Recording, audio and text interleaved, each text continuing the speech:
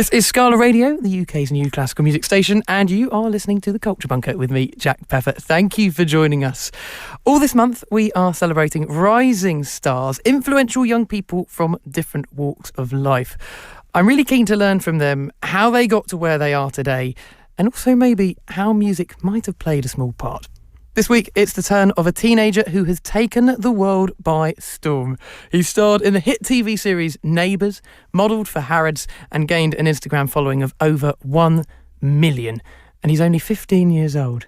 It's actor, model, and social influencer williamfranklynmiller. Well, good to see you. Thank you for coming in. Now, you were named in 2017 by the Daily Mail as the most beautiful boy in the world. Yes. Now, first of all, do you get a trophy for that?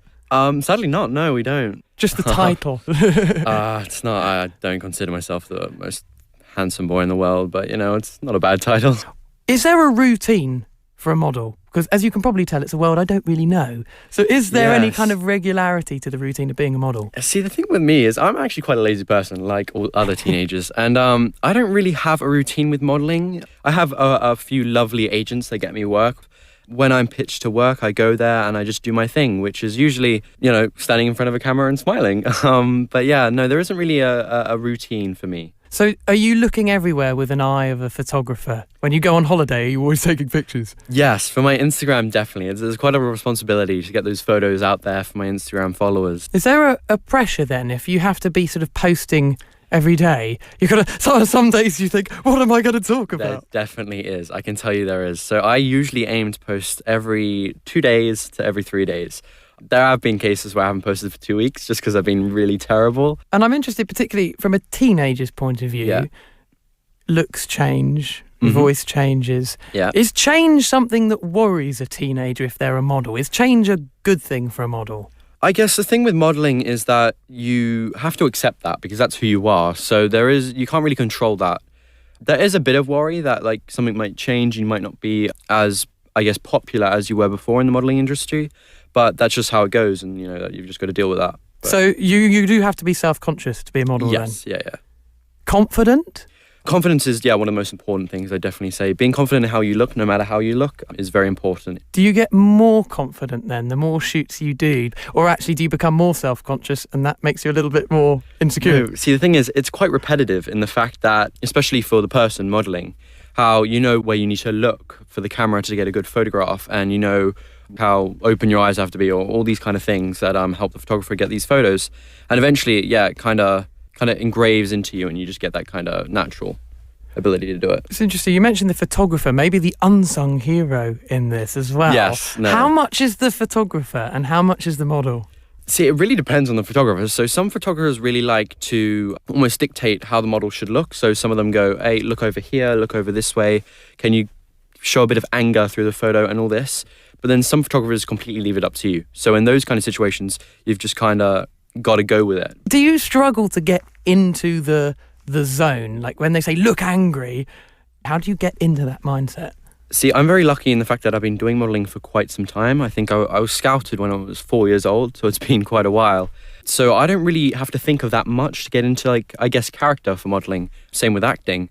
But yeah, I'm quite lucky that I've been doing it for a while. I don't really have to get into a character. It just switches on for me. And you've mentioned the acting quite casually there, but Neighbours, that's all I have to say. Yes, Neighbours. Neighbours How did that huge. come about? So I started in England when I was 4. I was scouted for modelling and I did a few bits and pieces there. And then we moved to Australia and it all went a bit quiet. I wasn't that interested in it for a while.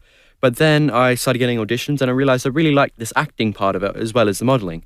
And so I got an audition for Neighbours, a small part in Neighbours, and I auditioned for it, and I got it, and they made it a little bit bigger for me, which was really great, because Neighbours is a really good show. What do you think was it that drew them to you? What was it that you had to offer? If this was, and by the sounds of it, like one of your first experiences of TV. Was, so, that's quite a big first gig. It is. It's Neighbours. a really good thing, yeah. I guess, I think my Instagram also had an effect, because I had quite a big social media following. And social media following means bums on seats. So I think that had an effect on that as well. And then hopefully my talent, if I have any, that was a good influence as well. So are they kind of two sides to the same coin? So when you're acting, do you see it as almost like you're modelling, you're performing? They are actually quite similar if you think about it. Because in modelling, although I don't really feel it, you are acting as somebody else in the photo, although it's just a still photograph. You could be acting clothes that were from the 80s or stuff like that, different time periods in modeling shoots. So yeah, I guess they are quite similar in that kind of aspect. How has music played a part in your work? Has music been a small part of your success, yes, maybe? Totally. So Medici, when I was filming Last Christmas, in the funeral scenes of Medici, there's quite a few, no spoilers, to tap into our kind of sad mood, to make us cry, because I had to cry quite a lot. They play music from Schindler's List and the Medici theme tune, which they are all quite full of orchestra and all these different types of instruments, and it really helps to tap into that kind of mood. Instantly, like, you feel sad, and like the atmosphere gets really heavy in those kind of situations. So it really helps to tap into that emotion. Do models and actors use music a lot then to get themselves into the zone? Definitely. So modeling, it helps to get into that mood. If you're bubbly and excited, you could play, hip hop or anything exciting. And then for acting, both. So like if you're excited, playing happy music always helps you, same as real life. Well, let's have a little listen to some of the music that we might be walking in on were we to be joining Franklyn-Miller on a photo shoot. That was the musical recommendation of our latest rising star, the 15-year-old actor, model and social influencer Franklyn-Miller. He's used that piece to get into the zone on the film set, setting the tone before filming. He's been the face of campaigns by Harrods and starred in the TV series Medici Masters of Florence. Now, it all began when he was just 4 years old. So I asked Will how a 4-year-old came to global success. It was crazy. So I was walking in the street in Covent Garden, I think, with my mum. And just walking, I was 4 years old, so, nothing really serious. And I was walking along the street, and this guy came up to my mum and was like, "Oh, your son's really, I guess, good looking." And he was like, "Would you be interested in putting him into modeling?" And my mum had no clue what the modeling industry was like then. And she was like, "Oh, sure." And anyway, so we went to the agent. My mum thought it was going to be, pay a huge amount of money and then your son will get some photos. Turned up free. And then, from there, I just started booking modeling shoots, and it's just been natural from then on. Is there any background then in this profession with your family? What do your parents do? No, not at all. Completely unfamiliar for them. My dad is a doctor and my mum was a nurse. So this modeling and acting industry was, quite foreign for them. That must be quite a surprise. You're just walking through Covent Garden and then your life, in fact, changes because of that one person. Yeah, and see, I need to find who that person was again. I haven't seen them since 11 years. But I've got to thank them because, I don't know if I would have got into this business if it wasn't for them. And are you presumably having to balance all of this jet setting and, incredible opportunities for you, but also with being a normal kid because you're still at school, aren't you? It is quite a pain. Yes, I am still at school. Of course, I'm still at school. My parents would kill me. So it is quite tricky in that kind of aspect. When I was filming Medici for a few months last Christmas, I had Christmas exams and I'd have to balance all this homeschooling because I was homeschooling then, just so I could, in between scenes and stuff, read and learn on set. But it is quite tricky. For Medici, I actually left my original school and went for homeschooling because it was quite easy. I could rewatch lessons that I'd missed online whenever I wanted during breaks that I had on set, which really helped.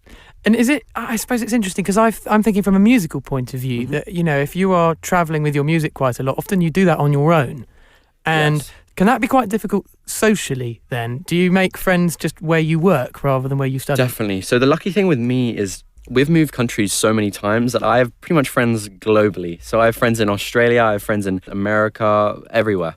So socially, it's actually quite easy. So no matter where I am, I've always got a friend. And then how important is home for you then? Because you were born in Devon. Yes. And there's something about Devon, I must say. I had a little trip to Devon a few months back, and I was thinking there's something about the air, something about the sea. Yes. Do you think that Devon made you in that sense? I mean, it definitely feels like home. We've actually just moved to Somerset recently, and it's actually quite similar. We've lived in so many different countries, Australia, England, about 3 times each way.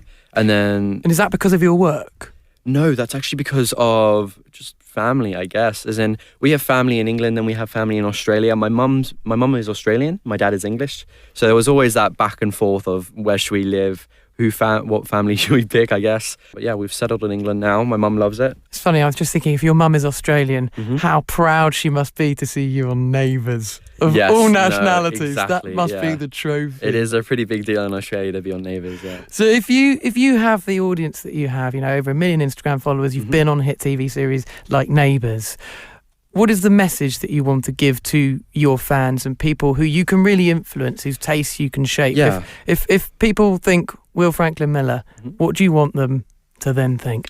I try and, I guess, inspire people to be as natural as they can be.